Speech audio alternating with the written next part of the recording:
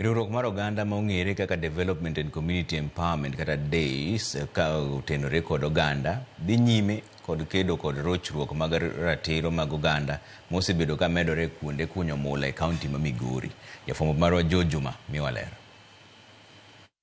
Kada bed ni kuondego mag kunyo mula osebedo mago mag nweng'o mag oganda mathoth e kaunti ma Migori, ywak bende osewuok ni kuonde kunyo mulagi bende osebedo kuonde ratiro mag oganda mathoth koro osebed ka irocho kaluora bende koro kethore.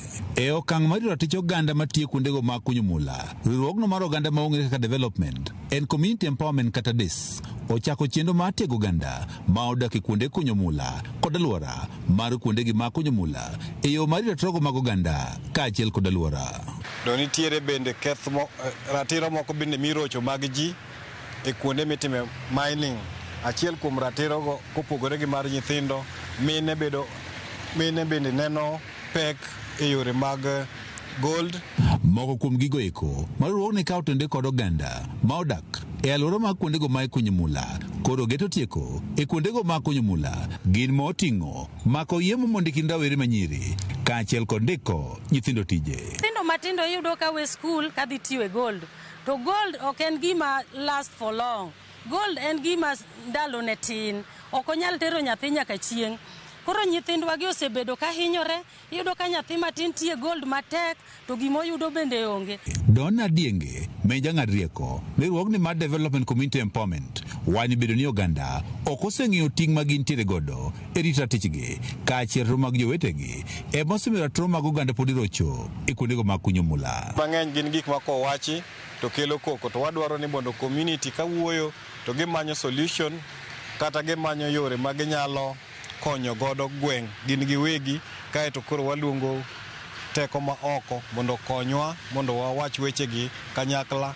Koro mae momiyo wadwaro ni wapuonjre ni ere kaka wanyalo rito gigewa machalo pige, bungewa ma wan godo. Adienge wacho ni kwan nyithindo mathoth mawuok e aluora ma ikunyo mula weyo sikul kendo donjo e tich mag kunyo mula. Nitiere nyithindo ma ok dhi skul nikech gidhi kuonde mitime gold mining. Kethruok mag aluora bende koro osenenore e aluora mag kuondego mag kunyo mula bende en achiel kuom gigo eko mariwruogni mar Development Community Empowerment geto tieko ka gitiyo kod oganda ma odak e aluora mag kuondego mag kunyo mula. Gibedo ikunyogi kuonde moket sites magi oket along kuonde ma pigega wage chakore to mage pige motiyogo kendo ma dhogo watiyogo, koro gi sechege ok wanyal modho pi. Kiwuotho tiyudo bugni manyalo nego kata ng'ato. Sainede madongo dongo gin oketgi kanyo, iyudo ka areas go gimako to gin gi chemicals eigi.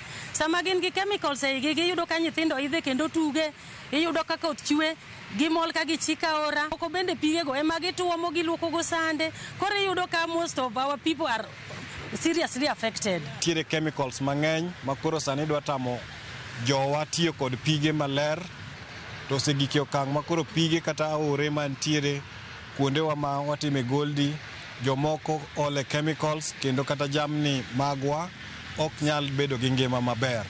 George Juma, Ramogi TV, Migori. Doho ma Nairobi ochiwo chik ni maki jaod bura ma Juja